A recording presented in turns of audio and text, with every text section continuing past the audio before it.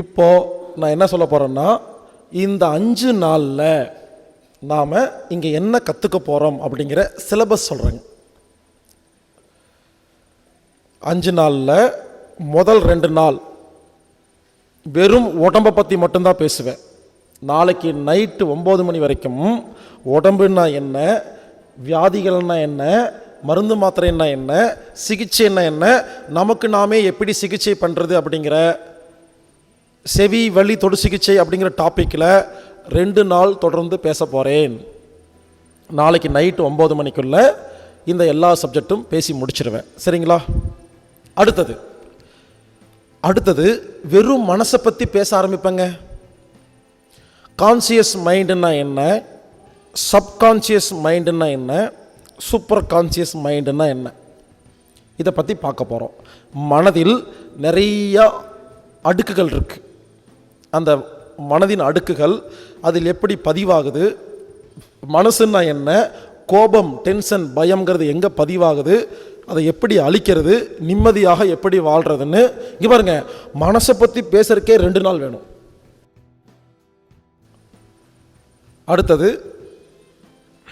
நிம்மதியாக வாழ்கிறது எப்படி, மனசுன்னா என்ன, புத்தின்னா என்ன, ரெண்டுக்கு என்ன வித்தியாசம், உலகத்தில் நிறைய ஞானிகள் இருக்காங்க, ஞானிகளுக்கும் சாதாரண மனுஷனுக்கு என்ன வித்தியாசம், அவங்க ஞானி ஆனாங்க, நம்மளாலையும் ஆக முடியல, இப்படி நிறையா விஷயங்கள் பார்க்க போகிறோம். அடுத்தது எண்ணம் போல் வாழ்க்கை, த சீக்ரெட். நாம் எது நினைக்கிறோமோ அது நடக்கும், அது எப்படி நினைக்கணும் அப்படிங்கிறத பார்க்க போகிறோம். ரகசியம் அப்படிங்கிற ஒரு சப்ஜெக்ட், எண்ணம் போல் வாழ்க்கை தான் ரகசியம். அதுக்கு ஒரு படம் இருக்குது, ஒரு 1.5 மணி நேரம், அநேகமாக நாளானைக்கு 3வது நாள் நைட்டு, யோகா கிடையாது, செகண்ட்ஸ் ஆஃப் ஃபிலிம்மு, 1.5 மணி நேரம் படம் ஓடும், உட்காந்து பார்க்கணும். தமிழ் படம், இங்கிலீஷ் படத்துடைய டப்பிங். படம்னா நீங்கள் நினைக்கிற மாதிரி ஹாலிவுட் படம்லாம் இல்லை, டாக்குமெண்ட்ரி ஃபிலிம். எது நினச்சா நடக்கும், எப்படி நினைக்கிறது, தட்டுங்கள் திறக்கப்படும், எப்படி தட்டுறது அப்படின்னு நினச்சா, எண்ணம் போல் வாழ்க்கை இருக்கு இல்லைங்களா, அதை எப்படி நினைக்கிறது அப்படிங்கிறத சொல்லிக் கொடுக்கறதுக்கு ஒரு சப்ஜெக்ட். இது ஒரு 1.5 மணி நேரம். இப்படி 3வது நாள் ஃபுல்லாக வெறும் மனசை பற்றி மட்டும்தாங்க இருக்கும். 4வது நாளும் மனசு தான், அதில் டாபிக் கொஞ்சம் மாறும். என்ன மாறும்? கர்மயோகம், கிரியாயோகம், பக்தி யோகம், ஞான யோகம்னா என்னன்னு சொல்லுவாங்க. அதாவது முக்தின்னு சொல்கிறாங்க இல்லையா, என்லைட்மெண்ட். எல்லாரும் சொல்கிறாங்க முக்தி அடையுங்க முக்தி அடையுங்கன்னு. முக்தி அடைகிறதுனா என்ன, என்லைட்மெண்ட்னா என்ன, கர்மயோகம், கிரியாயோகம், பக்தி யோகம், ஞான யோகம்னா என்னங்கிறத பார்க்க போகிறோம். சரிங்களா?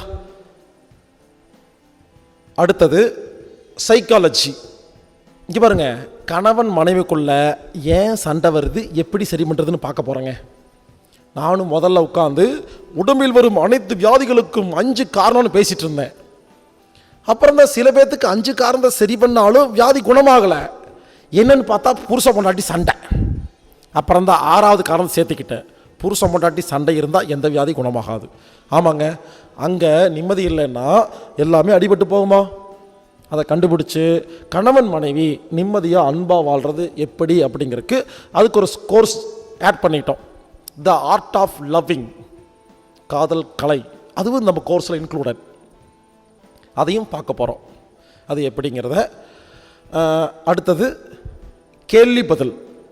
நானே கேள்வி கேட்டு நானே பதில் சொல்லுவேன். ஒரு 100 கேள்வி. முடி கொட்டுறது எப்படி சரி பண்ணுறது, கிட்ட பார்வை தூரப்பார்வை, ஜாண்டிஸ் வந்தால் என்ன பண்ணுறது, காலில் ஆணி வந்தால் என்ன பண்ணுறது, மென்சஸ் பீரியடில் வலி வந்தால் என்ன பண்ணுறது, இப்படி பரம்பரை நோயை குணப்படுத்த முடியுமா, பால் சாப்பிட்லாமா, நான்வெஜ் சாப்பிட்லாமான்னு நானே ஒரு 100 கேள்வி கேட்டு நானே பதில் சொல்லிடுவேங்க. 4வது நாள் ஏன் தெரியுமா, நீங்கள்லாம் இந்த கேள்வி கேட்க போகிறீங்க எனக்கு தெரியும், அதை முதல்ல கேட்டேன்னா வேலை முடிஞ்சிருச்சு. அதுக்கப்புறம் 5வது நாள் நீங்கள் கேள்வி கேட்கணும். காலைல 9லேருந்து நீங்கள் கேள்வி கேட்கணும். எல்லாம் நான் பேசி எல்லாம் முடிச்சதுக்கப்புறமா கடைசியாக சந்தேகம் இருந்தால் நீங்கள் நேரில் எந்திரிச்சு கேட்கலாம், மைக்கு பிடிச்சி கேட்கலாம், இல்லை பேப்பரில் எழுதி எனக்கு கொடுத்துடலாம். பேர் சொல்ல வேண்டிய அவசியம் இல்லை, அதை நான் படித்து பதில் சொல்லுவேன். கடைசி நாள் உங்கள் கேள்விக்கு பதில். அடுத்தது இந்த 5 நாளில் டெய்லி காலையில் 5 மணிக்கு எல்லோரும் எந்திரிக்கணும். எழுப்பிட்டுருவாங்க, தூங்க முடியாது. 5 மணிக்கு எழுப்பிடுவாங்க. 7 மணிக்கு யோகா கிளாஸுக்கு வரணும். 5லேருந்து 7 என்ன பண்ணோம்னா, இனிமா கொடுக்கணும், மூக்கு கழுவணும், எண்ணெய் ஊற்றி வாய் கொப்பளிக்கணும், கண்ணு கழுவணும், சூரியனே பார்க்கணும், மூலிகை டீ தருவாங்க குடிக்கணும். ஒரு வேளை குளிக்கணும் அப்படின்னு தான் குளிச்சுக்கலாம், இல்லைன்னா பரவாயில்ல, அது உங்கள் விருப்பம். பாத்ரூம் போயிட்டு இந்த வேலையெல்லாம் முடிச்சுட்டு 7 மணிக்கு வந்துடணும். சரிங்களா? 7லேருந்து 8:30 1.5 மணி நேரம் யோகா. காலையில் 1.5 மணி நேரம், ஈவினிங் 1 மணி நேரம் இருக்கும் யோகா. இந்த யோகா என்னென்னா, ஒவ்வொரு ஜாயிண்ட்டுக்கும் எப்படி பயிற்சி பண்ணுறது, யோகா ஆசனங்கள், சவாசனம் படுத்து ஓய்வெடுக்கிறது, யோக நித்ரா டீப் ஸ்லீப், மூச்சு பயிற்சி, வயிற்று மூச்சு, நெஞ்சு மூச்சு, மேல் நெஞ்சு மூச்சு, நாடி சுத்தி, பிராணாயாமம் போன்ற மூச்சு பயிற்சிகள். அடுத்தது தியானம், நிறைய தியானம், சக்கரா தியானம், கவச தியானம், அகவலி தியானம், குருதர்சன் தியானம், ஜோதி திராட்டகம், விபாசனா மெடிடேஷன்னு நிறைய தியானங்களை கற்றுக்க போகிறோம். 5 நாளில் ஒரு 5-6 வகையான தியானம் கற்றுக்க போகிறோம். சூரிய நமஸ்காரம் கற்றுக்குவோம். அடுத்தது அது டெய்லி காலையிலையும் சாயந்தரம் யோகா கிளாஸ் இருக்கும். இந்த நடுவில் கேப்பில் எல்லாம் நீங்கள் நியூரோ தெரப்பி கற்றுக்கலாம். அதே மாதிரி சமையல் ரூமில் யார் வேணாலும் போய் சமையல் கற்றுக்கலாம். பிரேக் டைமில் இயற்கை உணவு சமைக்கிறது எப்படிங்கிறத அங்கே சொல்லிக் கொடுக்குறக்கு ஆள் இருப்பாங்க. நீங்கள் போய் சமையல் பார்க்கலாம். நேற்று காலையில் இந்த மாதிரி பண்ணீங்களே, இது எப்படி பண்ணீங்க, நேற்று மத்தியானம் ஒரு கூட்டு வச்சிங்களே, அது எப்படின்னு ஏதாவது சமையல் சம்மந்தமாக சந்தேகம் இருந்தால் நீங்கள் சமையல் ரூமில் போய் ப்ராக்டிக்கலாக நீங்கள் கேட்டுக்கலாம், தெரிஞ்சுக்கலாம், பார்த்துக்கலாம். அடுத்தது உலக அரசியல். ஒரு மணி நேரம் பேசுவேங்க. இந்த மொத்த உலகத்தையும் பைபிளில் சொல்கிற சாத்தான் எனப்படும், குரானில் சொல்லப்படுற டெஜால் எனப்படும், இந்துக்கள் சொல்லப்படுற அரக்கன் எனப்படும், இலுமினாட்டிகள் அப்படிங்கிற ஒரு குரூப்பு கிட்ட இப்போ உலகம் மாட்டிகிட்ருக்கு. அந்த இலுமினாட்டிகள்னா யார், அவங்க இப்போ என்ன பண்ணிகிட்ருக்கிறாங்க, அவங்க எப்படி இந்த உலகத்தை கண்ட்ரோல் பண்ணிகிட்ருக்கிறாங்க, நாம் அவங்ககிட்ட எப்படி காப்பாற்றிக்கிறது, இப்படி பல விஷயங்கள் நான் பேச போகிறேன். இது வரைக்கும் யாருமே சொல்லாத விஷயம். இதை தவிர உலகத்தில் பெரிய ரகசியமே இல்லைங்க. இந்த ரகசியத்தை மட்டும் தெரிஞ்சுக்கிட்டிங்கன்னா இனிமேல் எதை பார்த்தாலும் ஒரே காமெடியாக இருக்கும். டிவியில் வர்றது பார்க்குறது எல்லாமே பொய். இந்தியாவுக்கு பாகிஸ்தானுக்கு சண்டை, இந்தியாவுக்கு சைனாவுக்கு சண்டை, ஈரான் சண்டை, ராஜீவ்காந்தி செத்து போனதுன்னா என்ன, இப்படி இது வரைக்கும் யாருமே சொல்லாத பல விஷயங்களுக்கு உண்மை தெரியுங்க. அதை தெரிஞ்சுட்டு இனிமேல் உலகத்தில் வாழ்ந்து பாருங்கள். நம்ம கண்ணுக்கு மட்டும் பல விஷயங்கள் தெரியும், வேறு யாருக்குமே தெரியாது. கண்ணு இருக்கிறவங்க மட்டும்தான் பார்க்க முடியும், காது இருந்தால் கேட்க முடியும். ஸோ உலக அரசியல் அப்படிங்கிற பேரில் 1 மணி நேரம் பேசுவேன். உடனே சில பேர் யோசிப்பீங்க, நான் வந்தது மூட்டு வலிக்கு, எனக்கு உலக அரசியல் தேவையா? தேவை. அதாவது உலகத்தில் என்ன நடக்குதுன்னு தெரியாமல் இந்த பொதுமக்கள்லாம் உட்கார்ந்துருக்கிறனால தான் இவ்வளோ கெட்ட விஷயம் நடந்துட்டுருக்கு. அட்லீஸ்ட் தெரிஞ்சுக்கணும். மாத்திரத்தை பற்றி அப்புறம் யோசிக்கலாம், முதல்ல தெரிஞ்சுக்கணுமா வேண்டாமா? அதுக்கு சொல்யூஷன் சொல்கிறேங்க. என்ன பிரச்சனைன்னு சொல்லுவேன், எப்படி சரி பண்ணுறதுன்னு சொல்லிடுவேன். இதுக்கு ஒரு மணி நேரம் தான், அதிகமெல்லாம் இல்லை. ஆனால் அதை பற்றி 8 மணி நேரம் பேசியிருக்கிறேன். அந்த ஆடியோ இருக்குது, நீங்கள் வாங்கிட்டு போய் கேட்டுக்கலாம். இந்த கிளாஸில் 1 மணி நேரம் தான் பேசுவேன். அதுக்கு அவ்வளோதான் இம்பார்ட்டண்ட். ஆக மொத்தம் அடுத்தது அஸ்ட்ராலஜின்னா என்ன, ஜோசியம்னா என்ன, ஜாதகம்னா என்ன, அதை பார்க்கலாமா வேண்டாமா, இது ஒரு கொஞ்சம் சப்ஜெக்ட் பேசுவேன் நாளைக்கு. அடுத்தது வர்ம புள்ளிகள், உடம்புல எங்கெங்கெல்லாம் வர்ம புள்ளிகள் இருக்குது, அதை எப்படி ஆப்ரேட் பண்ணுறதுன்னு சொல்லிக் கொடுப்பேன்.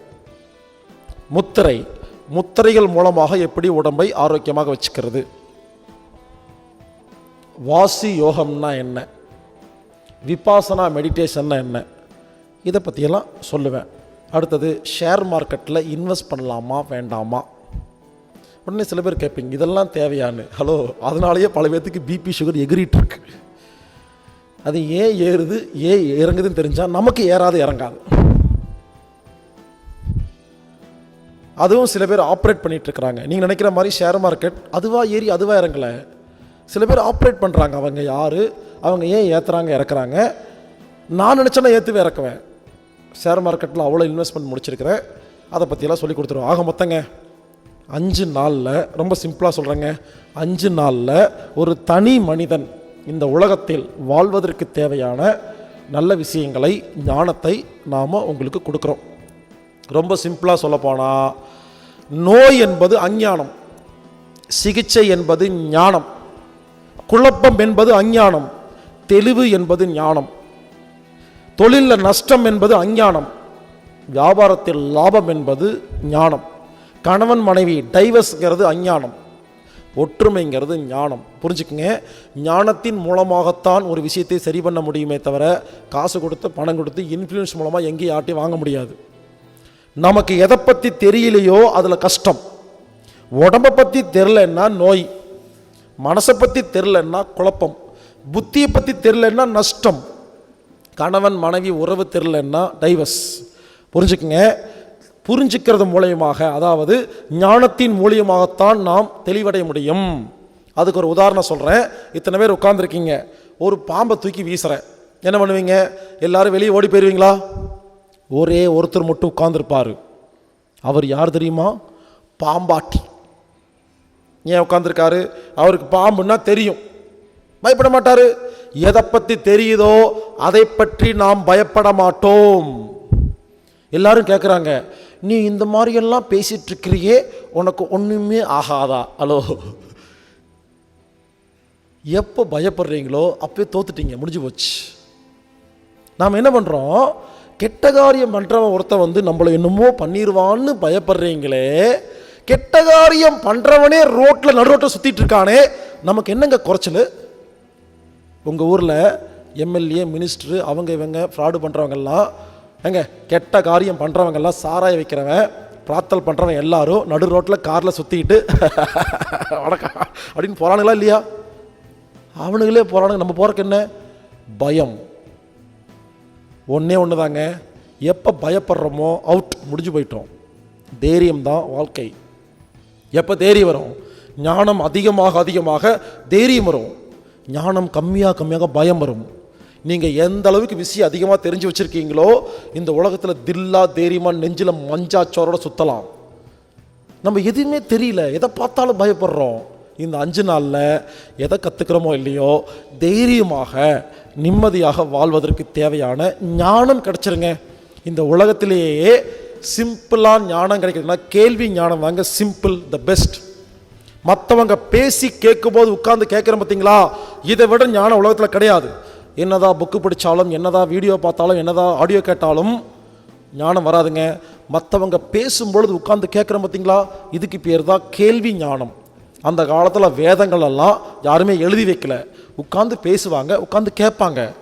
யோசிச்சு பாருங்கள், இன்றைக்கி நான் சொன்ன விஷயத்தை மட்டும் நீங்கள் எத்தனை புக்கு, எத்தனை இன்டர்நெட்டில், விக்கிபீடியாவில் எவ்வளோ குருநாதர்கிட்ட போய் எங்கெங்கெல்லாம் போய் ஆசிரமத்தை தேடினாலும் இன்றைக்கி சொன்ன விஷயத்தை புரிஞ்சுக்கணும்னா 15 வருஷம் ஆகும்.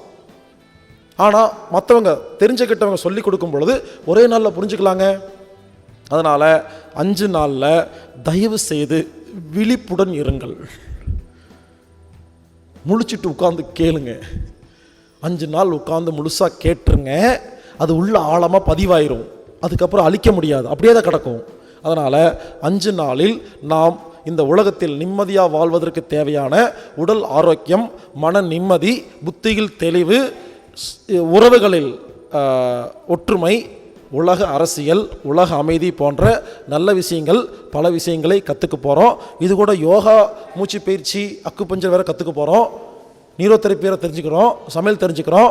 இப்படி 5 நாளில் நல்ல விஷயங்களை கற்றுக்கிட்டு இனிமேல் வீட்டுக்கு போய் நாம் ஒரு வித்தியாசமான ஒரு மனிதராக நிம்மதியாக வாழ்வோம். இதுதான் சிலபஸ். அதனால் உங்கள் எல்லாத்துக்கும் சொல்லிக்கிறேன், நைட்டு கிளாஸ் முடிச்சு ஒன்று போனீங்கன்னா தயவு செய்து ரொம்ப நேரம் உட்காந்து பேசிகிட்டு இருக்காதீங்க, தூங்குங்க. ஏன்னா காலை 4 மணிக்கு எந்திரிக்கணும். பல பேர் என்ன தெரியுமா செய்கிறாங்க, எல்லோரும் தூங்கிடுறாங்க. ஒரு 4-5 பேர் உட்காந்து நைட்டு ஃபுல்லாக பேசிக்கிட்டு இவங்களும் தூங்காமல் மொத்தம் டிஸ்டர்ப் பண்ணிகிட்டு இருக்கிறாங்க. புரிஞ்சுக்குங்க, இருக்கிறது ஒரு ரூமு, நீங்கள் பேசுனீங்கன்னா எல்லாத்துக்கும் காதுலையும் கேட்கும், தூங்க முடியாது. அதனால் நைட்டு கொஞ்சம் நிம்மதியாக தூங்குங்க. இந்த மாதிரி இயற்கையான காற்றுல நல்லா சாப்பிட்டு தூங்கிட்டிங்கன்னா காலையில் 4 மணிக்கு எந்திரிச்சிங்கன்னா கிளாஸில் வந்து தூங்கிட்டு இருக்க மாட்டேங்க. அதுக்காக தான் சொல்கிறேன். இதுதான் இந்த 5 நாள் சிலபஸ்.